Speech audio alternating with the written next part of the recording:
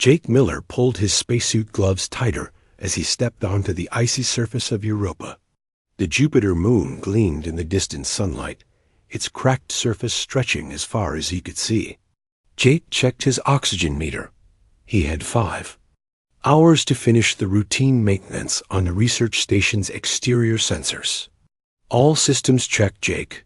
You're clear to proceed to the south array, said Olivia's voice through his helmet gum. Copy that, Jake replied, moving carefully across the ice. The research station was small, just 4 people studying Europa's subsurface ocean for signs of life. Jake had been here for 2 years now, and while the work was important, the days had started to blur together. Same tasks, same faces, same views of Jupiter hanging enormous in the sky. He reached the sensor array and began the calibration process, his breath steady inside his helmet. The silence of space surrounded him, broken only by the occasional cum check from the station. An hour into his work, Jake's handheld scanner beeped unexpectedly. He frowned at the reading, an energy signature unlike anything their equipment normally detected. It wasn't coming from the station or any of their deployed sensors. Olivia, are you seeing this energy spike on your monitors? Jake asked. Negative. What are you picking up? Not sure. It's about half a kilometer east of my position. I'm going to check it out. Be careful. You're not authorized to deviate from maintenance, Olivia reminded him. Jake hesitated, then made his decision. I'll be quick. This could be important. He followed the signal, moving slowly in the low gravity. As he crested a small ridge, he saw it, a deep gouge in the ice, as if something had crashed at high speed. At the end of the trail lay a metallic object about the size of a small car. It was clearly not human technology. The smooth, silvery surface had no visible seams or rivets, and strange symbols glowed along its side. Olivia, I've found something. It looks like ... I think it's a crashed spacecraft. Definitely not one of ours, Silence answered him. Olivia, do you copy? Still nothing. The energy from the craft must be interfering with his communications. Jake approached cautiously, scanner extended. The readings were off the charts, showing unknown elements and power signatures. As he got closer, he noticed a crack in the hull. Through it, he could see a soft blue light. Jake moved to the opening, widening his helmet light to peer inside. What he saw made him step back in shock. Inside was a humanoid figure with blue-tinted skin. It appeared female, with delicate features and silver hair that seemed to float despite the artificial gravity inside the craft. She was pinned beneath a section of collapsed interior paneling, her eyes open suddenly, solid silver orbs with no visible pupils. She looked directly at Jake, and he felt a strange sensation in his mind, like a gentle pressure. Help, ... Help me, came a voice inside his head. He realized with a start that she was communicating TELEPHICALLY. Jake hesitated only a moment before, deciding this was a first contact situation, and she was clearly injured. He searched for an entrance and found a circular section that seemed to respond to his touch. Sliding open with a soft hiss, the interior was breathable according to his suit sensors, but Jake kept his helmet on as a precaution. He made his way to the alien, carefully examining how she was trapped. A heavy piece of equipment had fallen across her lower body during what must have been a rough landing. I need to lift this off you, Jake said aloud, not sure if she could. Understand him. The pressure in his mind returned. Help me from behind, human. I'll serve you for life, came the desperate thought in perfect English inside his head. Jake positioned himself behind the debris. I'm going to try to lift this. When I do, you need to pull yourself free, he said. He braced himself and lifted with all his strength, aided by the lower gravity. The metal groaned as it shifted. The alien girl pulled herself forward, freeing her lower body. Once clear, Jake carefully lowered the debris. The alien girl tried to stand, but collapsed. Jake rushed to support her, noting that despite her alien appearance, her body structure was remarkably humanoid. She felt light in his arms, as if her bones were hollow. "Thank you," came the thought in his mind. "My name is Lysara. I'm Jake Miller. Are you badly hurt? I will recover. But they will find me if I stay here. Who will find you?" Images flashed in Jake's mind. Tall, armored figures with reptilian features. A feeling of dread accompanied the images. The Vraxians. They enslaved my people, the Zinthari. I escaped, but they followed. My ship was damaged in the pursuit.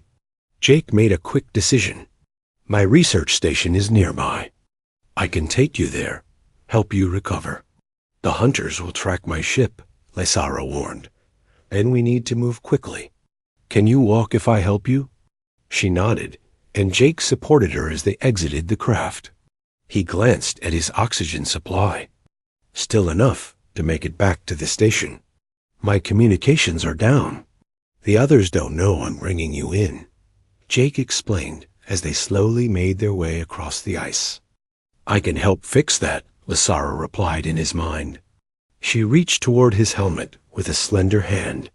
Her fingertips glowed slightly, and suddenly his cum crackled to life. Jake, where the hell have you been? We've been trying to reach you for 40 minutes. Olivia's voice was tight with worry. I'm on my way back. And Olivia ... I'm bringing someone with me. Prepare the medical bay and keep this quiet from Earth Command for now. Someone? What are you talking about? I'll explain when I get there. Just trust me. The journey back to the station took twice as long with Lysara leaning on him. As they approached the airlock, Jake could see Alan and Grace watching through the observation window, their faces showing disbelief. The outer door opened, and Jake helped Lysara inside. As the chamber pressurized, she looked at him with those strange silver eyes. Your people ... Will they help me? I'll make sure they do, Jake promised. The inner door opened, revealing his 3 crewmates in protective gear, expressions ranging from fear to fascination. Everyone, this is Lysara, Jake said, still supporting the alien girl. She's running from something, and I think we need to hide her. Are you out of your mind? Alan asked, his hand hovering near the emergency protocols panel. Lysara straightened up as much as she could and addressed them all mentally. Everyone flinched at the sudden voice in their heads. I possess knowledge that could benefit your species. Technology beyond what you currently possess. I offer this freely in exchange for sanctuary. Grace, the youngest crew member, stepped forward. Despite Alan's warning gesture, you're telepathic. That's amazing. This is a major breach of protocol, Olivia said, but Jake could see the scientist in her was already curious. The protocol doesn't cover finding injured refugees from another planet, Jake argued. We can't just turn her away. Her ship crashed. 1/2 kilometer from here, Jake continued. If Earth finds out, they'll take her away for study. And she says there are others looking for her, hostile aliens called Vraxians. The 4 humans exchanged looks, whatever they had expected from their mission to Europa. First contact with not 1, but 2 alien species hadn't been on the list. Medical bay, Olivia finally decided. Let's see what we're dealing with. But Jake, you're responsible for her. As they helped Lysara to the medical bay, she touched Jake's mind again. Thank you. I will keep my promise. Jake didn't know what would happen next, but as he looked at the alien girl with silver eyes, he knew nothing would ever be the same again. 3 days passed since Jake brought Lysara to the research station.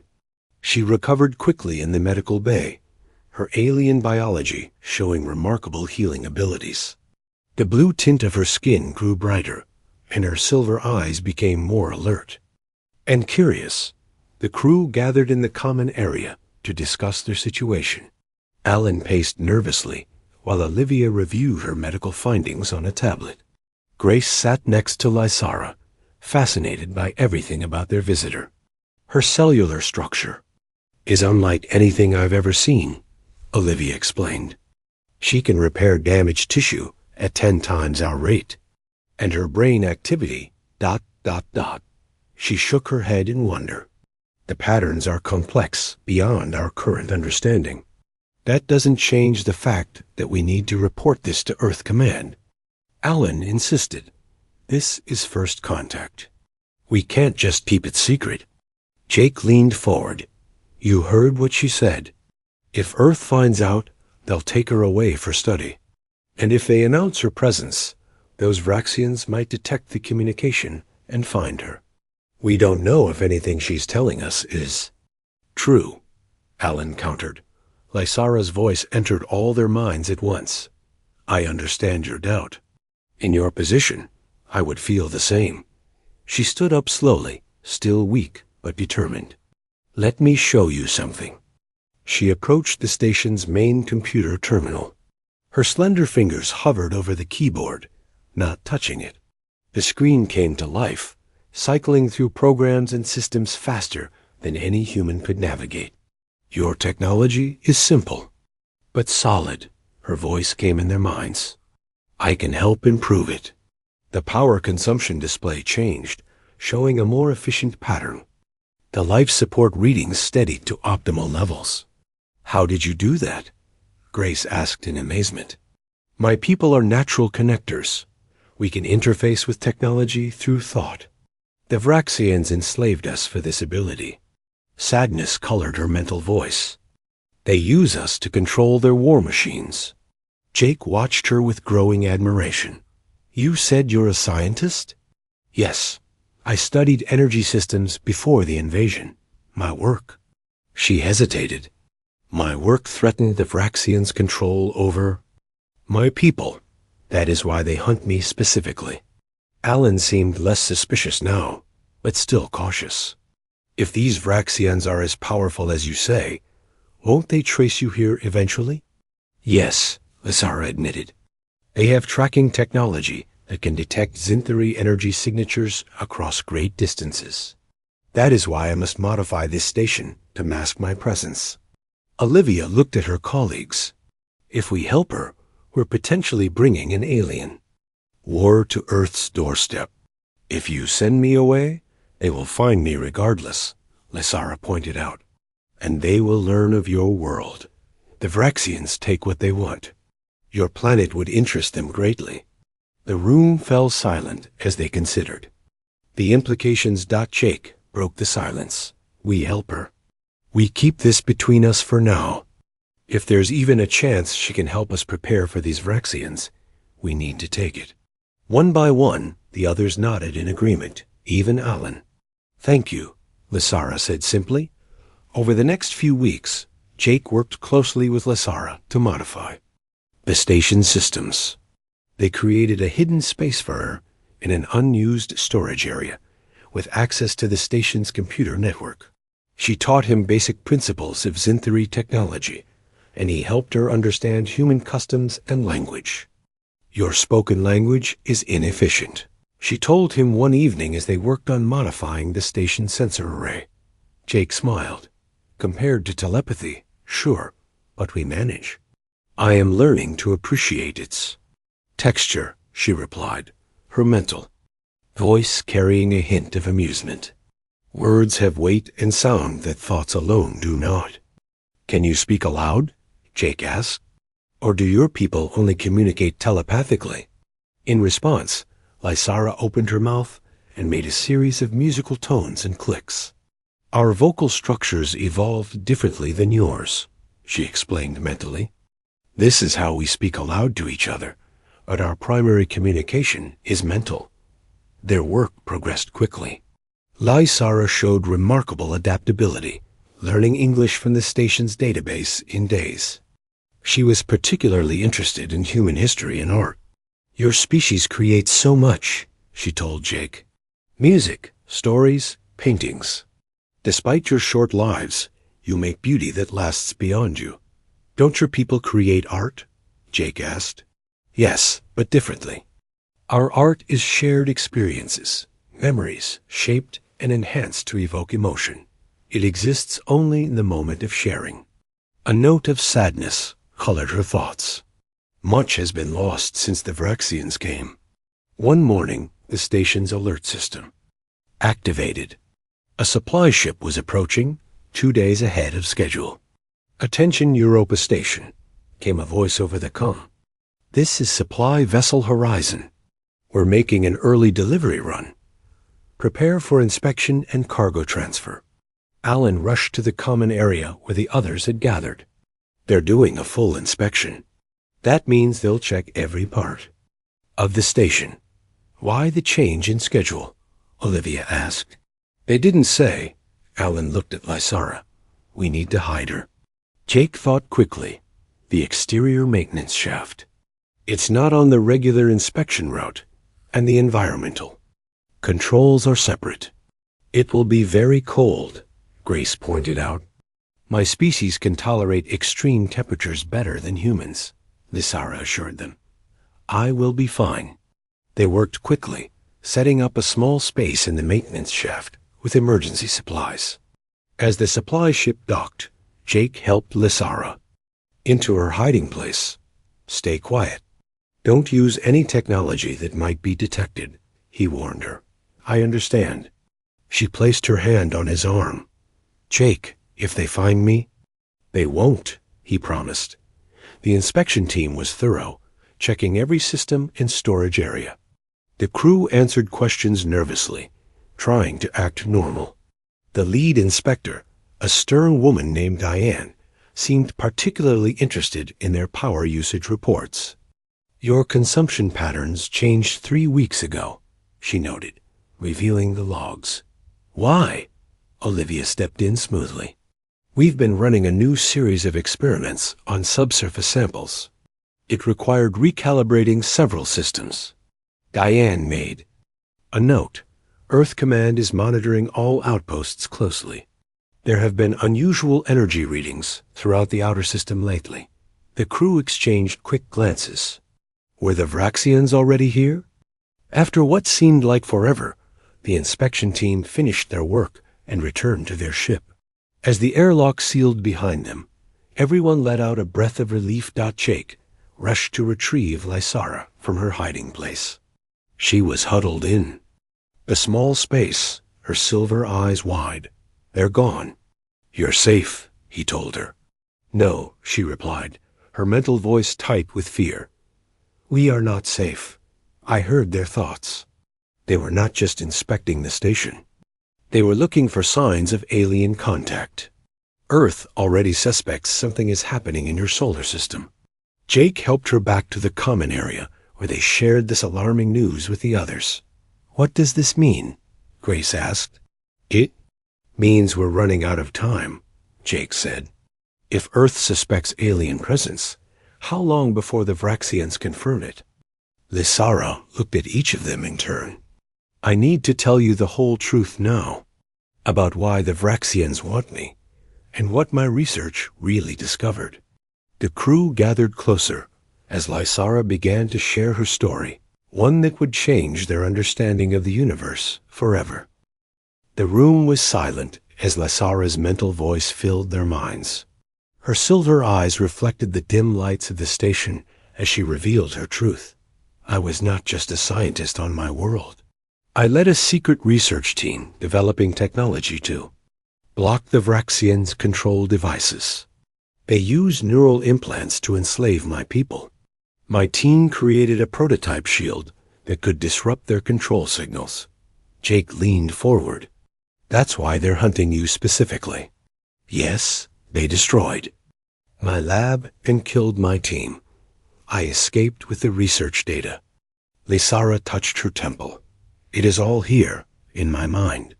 If I can complete my work, my people could free themselves." Alan crossed his arms. "So you've brought a war to our doorstep." "The Vraxians were already aware of your solar system," Lysara replied calmly. They scanned for resources and potential slave species constantly. It was only a matter of time before they found you. Olivia's scientific mind was already working on the implications. Could this shielding technology protect humans too? With modifications, yes. Your neural structure is different, but the principle is the same. A warning alarm interrupted their conversation. Grace rushed to the monitoring station. There's an unidentified object entering Europa orbit. Everyone crowded around the screen. A sleek, dark vessel moved slowly against the stars, unlike any human craft. Vraxian scout ship, Lysara whispered in their minds. Fear colored her mental. Voice. The station's communication system activated automatically. Europa Research Station. This is Earth Command. We're tracking an unknown vessel in your vicinity. Report any unusual activity immediately. Maintain regular communication protocols. Until further notice. Alan shut off the message. They don't want to cause panic, but Earth knows something's happening. Jake turned to Lysara. Can they detect you from their ship? Not if I remain passive. But if I use any significant amount of my abilities, they will sense my energy signature. 4. The next few days, they watched the Vraxian ship circle Europa in a search pattern. Lysara worked with Jake to modify the station's sensors, carefully using minimal energy to avoid detection. There, she said as they finished. Now we can monitor their communications. A modified sensor picked up transmissions from the alien vessel. The language was harsh and guttural, but Lysara translated through her telepathic link. They're reporting to their command. They detect faint traces of Xanthari energy, but can't pinpoint the source. They're deploying search drones to the surface. Grace monitored Earth channels. Earth Command is sending more questions. They want hourly reports now. Olivia joined them, looking worried. We can't keep lying to Earth Command. But if we tell them about Lysara, they'll take her away, Jake finished. And we'll lose any chance of preparing for the Vraxians. Lysara stood suddenly. The drones are approaching the station. They will scan for my energy signature more precisely than the ship can. Jake made a quick decision. We need to mask your signature completely. How? I have been working on a smaller version of my shield technology. She showed them a small device she had built from station components. This should create interference, but I need to place it outside the station, between us and their search pattern. That means a spacewalk, Alan said. Too risky with those drones out there. Jake shook his head. We don't have a choice. I'll go with Lysara.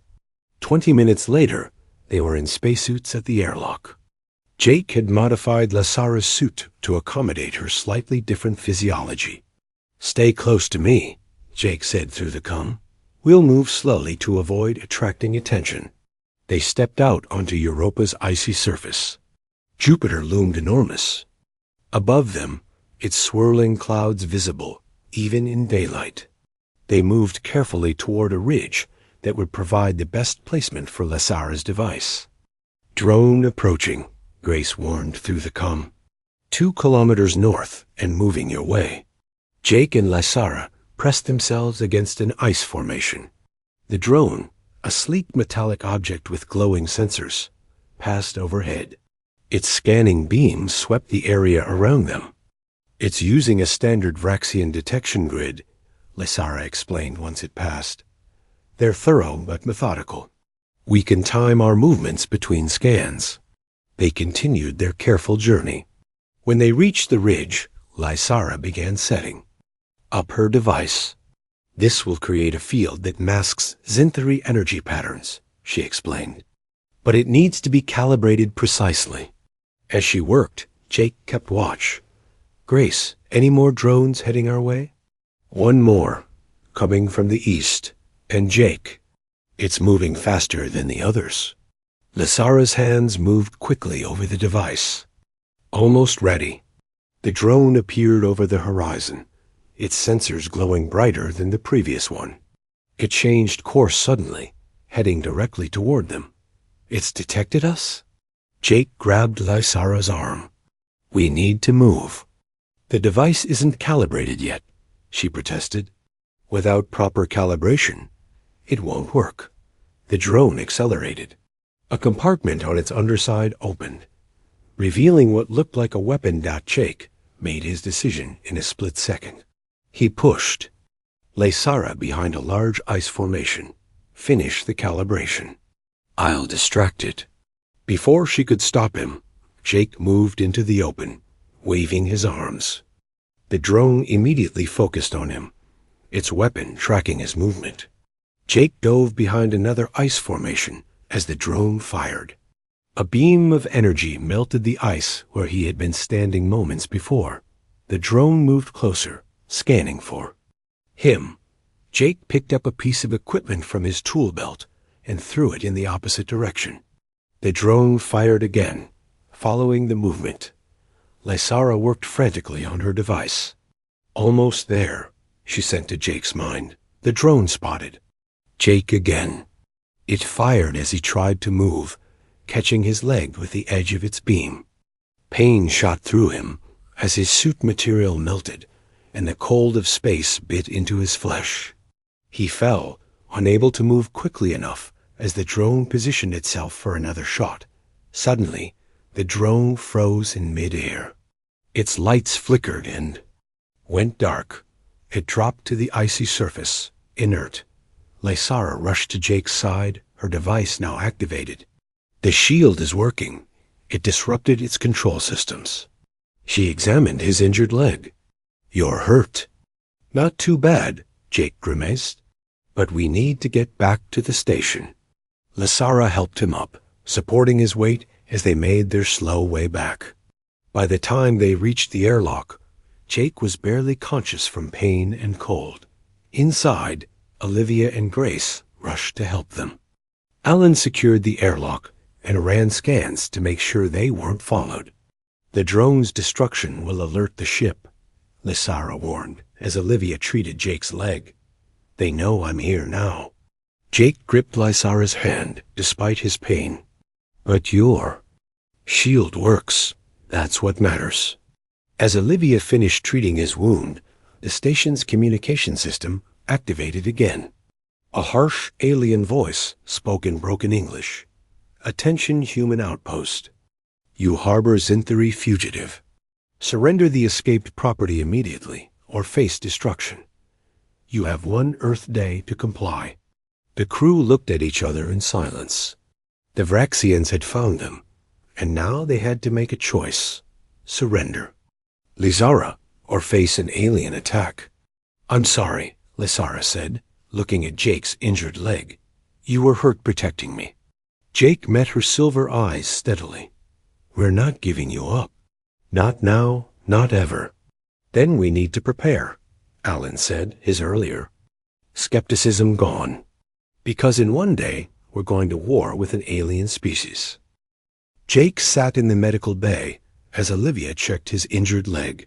The burn from the drone's weapon had damaged the muscle, but thankfully hadn't hit any major blood vessels. He winced as she applied a fresh bandage. You'll need to stay off this for at least a week, Olivia said. We don't have a week, Jake replied, looking at the station's main screen, where the Vraxian ship now hovered in clear view. Lysara entered the room, her silver eyes fixed on Jake's injury. This is my fault. No, Jake said firmly. This is the Vraxians' fault, and we're going to stop them. Alan and Grace joined them, bringing portable screens and equipment. They had converted the medical bay into a temporary command center since it was the most secure room in the station. Earth Command has been sending messages non-stop, Grace reported. They detected the energy surge from the drone and want to know what's happening. What have you told them?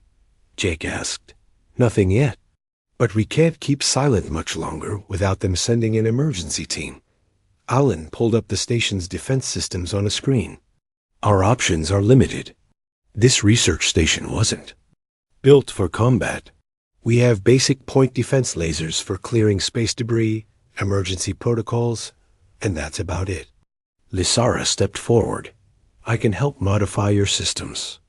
The shield technology I developed can be adapted to strengthen your defenses. We have less than 20 hours before their deadline, Olivia reminded them. Jake tried to stand, grimacing through the pain. And let's get to work. For the next several hours, they worked frantically to prepare. Lysara shared her knowledge, helping them understand Vraxian technology and weaknesses.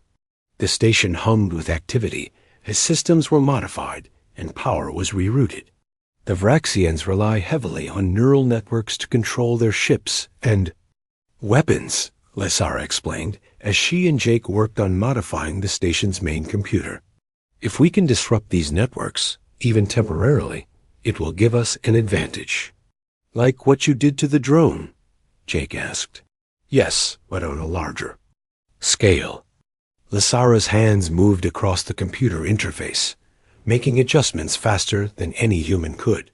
Your station's communication array can be modified to broadcast the disruption signal. Meanwhile, Alan and Grace worked on a backup plan. They prepared the station's small transport shuttle for possible evacuation. If this goes badly, we need a way out, Alan insisted. The shuttle can reach the Jupiter mining outpost in 3 days if we push the engines. Olivia divided her time between helping with the modifications and monitoring Jake's condition. His injury was serious, but he refused stronger medication that would make him drowsy. As they worked, a notification appeared on the main screen.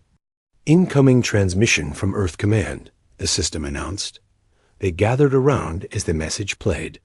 A stern-faced woman appeared on screen. Europa Station, this is Director Morgan. You have failed to respond to 17 priority communications.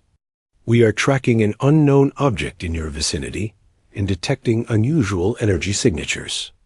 Explain your situation immediately, or we will assume the station is compromised. An emergency response team has been dispatched and will arrive in 3 days. The message ended, leaving them in silence. 3 days, Grace said quietly. But the Vraxians want an answer in less than 15 hours now. We need to tell Earth something, Alan argued. Jake shook his head. If we tell them about the Vraxians, they'll order us to surrender Lysara to save the station. We need to buy time. Olivia thought for a moment. What if we report a system malfunction? Say our communications were affected by a power surge and we're working to fix it? That might work, Alan agreed, but only for a short time. They composed a brief message explaining the supposed malfunction and sent it to Earth Command. Then they returned to their preparations. As the deadline drew closer, Lysara asked Jake to join her in a quieter corner of the station. Her expression was solemn. There is something I haven't told you, she said, her mental voice private, reaching only his mind now. Something I couldn't share with the others yet. Jake waited, sensing her hesitation. I am not the only Zinthari. In your solar system, she revealed. When our world fell to the Vraxians, many of us fled. We scattered across nearby star systems, hiding where we could. Jake's eyes widened. There are more of your people here? Where? I don't know exactly. We stay hidden, communicating rarely to avoid detection. But if I could send a specific signal, one that only Zinthari would recognize. You could call for help, Jake finished. Lysara nodded. But sending such a signal would immediately reveal my presence to the Vraxians. Their ship would attack before any help could arrive. Jake considered. What if we time it with our disruption plan? Send your signal at the exact moment we activate the shield technology against their ship? Hope flickered in Lysara's silver eyes. That might work. It would create a brief window before they could respond. They brought this plan to the others. Grace immediately began working on how to integrate it into their systems. The signal would need to be powerful, she said. We'd have to divert almost all our remaining power to the communication array, leaving us vulnerable if it doesn't work, Alan pointed out. It's worth the risk, Jake insisted. If there are more Zinthari out there, we need their help. As they finalized their preparations, the station's sensors detected movement. The Vraxian ship was changing position, moving to a higher orbit that gave it a better firing angle on the station. They're getting ready, Olivia said grimly. They don't expect us to surrender Lysara. 10 hours until their deadline. Alan noted. Jake looked at the screens showing the alien vessel. We're not waiting for their deadline. They're preparing to attack regardless of what we do. He turned to the others. We need to act first. Implement the plan now. They moved quickly to their positions. Grace and Olivia monitored the power systems, ready to divert energy to the communications array. Alan prepared the emergency protocols, his hand hovering over the station's defense controls. Lysara and Jake sat at the main computer, finalizing the disruption signal. Her slender blue fingers intertwined with his as they worked together. This may not work, she warned him. And even if it does, we don't know if any of my people will respond in time. Jake squeezed her hand gently. When I found you trapped in that crashed ship, you asked for my help. Now we're asking for help from your people. That's how it should. Be different species helping each other against a common enemy. Lysara's mental voice filled his mind, warm with emotion. When I promised to serve you for life, it wasn't just from gratitude. I saw something in you, in all of you humans. Courage that my people once had before the Vraxians broke our spirit. The station's alert system activated suddenly. Warning, energy buildup detected from unknown vessel. Weapons signature identified. They're not waiting either, Alan called out. They're powering weapons. Jake looked at Lysara, then at each of his crewmates in turn.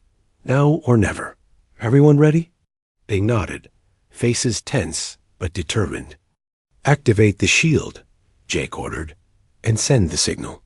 Grace threw the switch, and the station hummed as power surged through its systems. The lights dimmed momentarily as energy was diverted to the communications array. Lysara closed her eyes, connecting directly with the system. Signal sending, she announced, her mental voice strained with effort. On the main screen, they watched as the Vraxian ship suddenly lurched, its smooth trajectory disrupted. The energy readings from its weapons flickered and faded. It's working, Olivia exclaimed. Their systems are being disrupted. Signal complete, Lysara said, opening her eyes. Now we wait.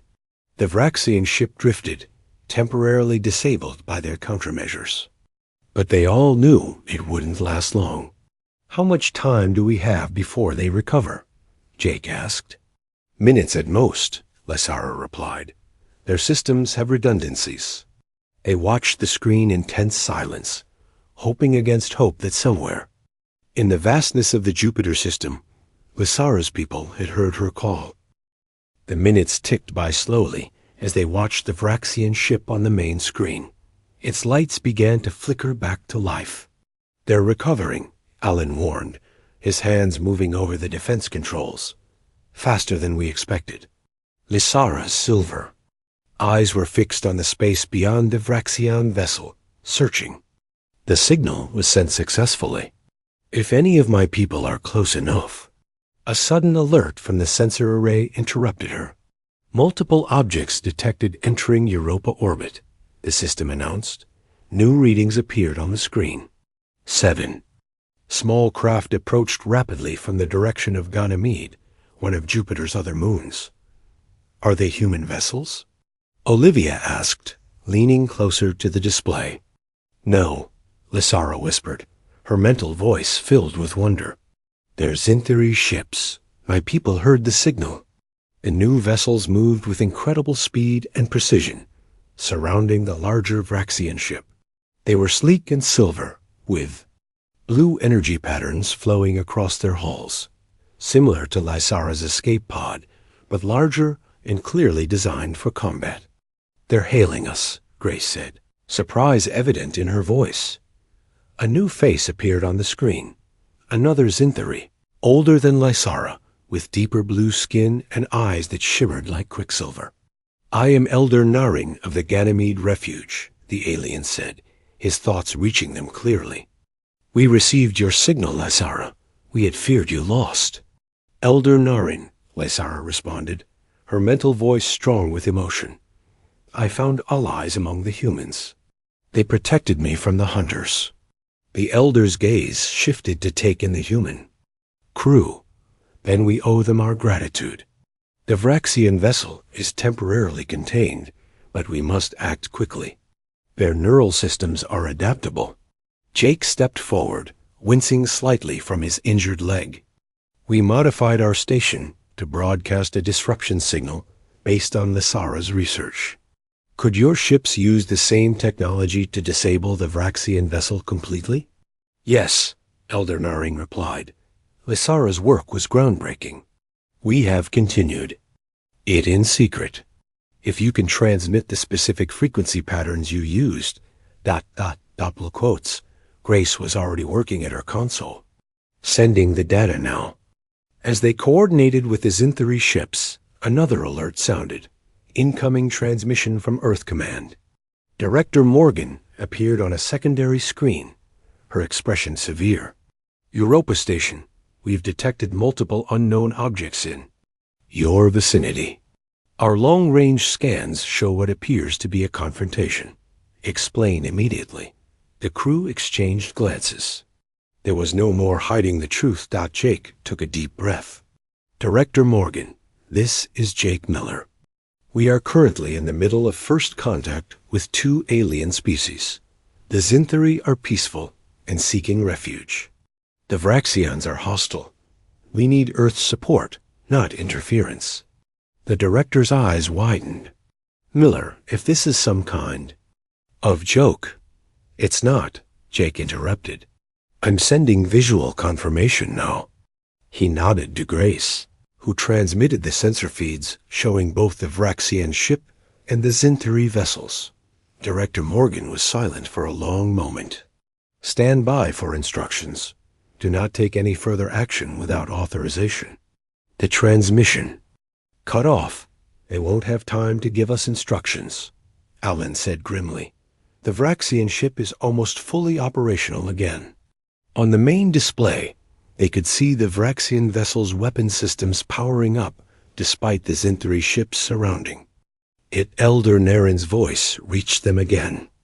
"We have integrated your disruption frequency. All ships will broadcast simultaneously on my mark. Be prepared for a counterattack."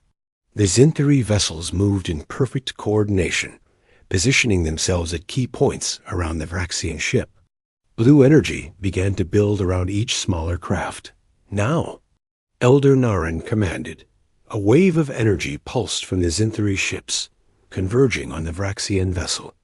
The station's communication array joined in, broadcasting the same disruptive frequency at maximum power. For a moment, nothing seemed to happen. Then the Vraxian ship shuddered. Its weapons powered down, and its engines failed. The massive vessel began to drift. "It worked," Lysara breathed, hope rising in her voice. But their victory was short-lived. Secondary systems on the Vraxian ship activated. A different kind of energy signature built up rapidly. "They're overloading their power core," Lysara warned. "If it explodes this close to Europa, the station won't survive," Olivia finished, her face pale. Elder Naren's voice came urgently. "We can contain the explosion with our combined shields, but we need more power." Jake made a split-second decision. "Divert all power from life support to the shields. We can survive on emergency systems long enough." Alan hesitated. "That's cutting." "It closed, Jake. We don't have a choice." Jake insisted, nodding. Alan initiated the power transfer. The station's lights dimmed further, and the ambient temperature immediately began to drop. Outside, the Zinthari ships formed a tighter formation around the Vraxian vessel, their blue energy fields merging into a single containment sphere. "Vraxian. Core overload in 30 seconds, Grace reported. Her breath visible in the rapidly cooling air. Jake moved to Lysara's side, supporting himself against the console. "Can your people contain it?" "With the station's power helping, yes," she replied, though uncertainty tinged her thoughts. "But it will be close." As seconds counted down on the display, the containment field around the Vraxian ship glowed brighter as the energy built inside it. 10 seconds, Grace announced. 9.8. Jake reached for Lysara's hand. She gripped his tightly. 3.2.1. A blinding flash erupted as the Vraxian ship's core exploded. The view screen automatically darkened to protect their eyes. The station shook violently, equipment crashing to the floor. Emergency alarms blared throughout the facility. For several terrible moments, it seemed the station might tear apart. Then, gradually, the shaking subsided. "Containment field holding," Grace reported, her voice shaky. "The explosion was mostly contained." "Station damage reports coming in," Olivia added. "We've lost some external sensors and one of the secondary labs, but main structural integrity is holding." On the screen, they could see the Zinthari ships, their hulls glowing hot from the energy they'd contained. Where the Vraxian vessel had been, there was nothing but scattered debris. Elder Naren's face appeared again, looking strained but triumphant. "It is done. The hunters are destroyed." A cheer went up from the human crew. Jake turned to Lysara, whose silver eyes shone with a mixture of relief and disbelief. "It's over," he told her. "You're safe now." Before she could respond, another alert sounded. Multiple Earth vessels detected entering Jupiter space. Estimated arrival at Europa, 6 hours. "That was fast," Alan commented. "They must have had ships ready to launch already." "They suspected something," Jake agreed. "Now we have to convince them that the Zinthari are allies, not threats." Elder Naren spoke again. "We will withdraw to Ganymede for now. Lysara, will you come with us? There are many refugees who would be heartened to see you alive." Lysara looked at Jake, then at the other humans who had protected her. "I made a promise," she said, "to serve the human who saved me from life." Jake smiled gently. "That promise was made when you were trapped and desperate. You're free now. You should be with your people." "But you need me here," she argued. "When Earth arrives, they'll have questions only I can answer." "Then stay as our ambassador," Jake suggested. "Not as someone who serves, but as someone who leads. Help us build a proper alliance between humans and Zinthari." Elder Naren nodded approvingly. "A wise suggestion. We will send representatives to join you when the Earth ships arrive. Together, we can prepare for the day when more Vraxians come seeking their lost vessel." 6 hours later, as the Earth ships approached, the station was ready. Emergency repairs had been completed, and power was back to normal levels. Lysara stood with Jake and the crew in the main conference room, waiting to greet the Earth representatives. "Are you nervous?" Jake asked her. "Yes," she admitted, "but also hopeful. My people have hidden for so long. Perhaps now we can build something better, together." The airlock cycled, and Director Morgan entered with a team of officials and security. Personnel. Their eyes widened at the sight of Lysara. Jake stepped forward. "Director Morgan, I'd like to introduce you to Lysara of the Zinthari, scientist and now ambassador to Earth. She has much to share with us, if we're willing to listen." As the humans and aliens began their first official meeting, Jake caught Lysara's eye across the room. She sent him a private thought. "I will still serve you for life, Jake Miller, but not from obligation, from choice, from friendship." Jake smiled. The universe had just become much larger and more complicated, but also more hopeful. Sometimes the best alliances began with the simple act of helping someone in need.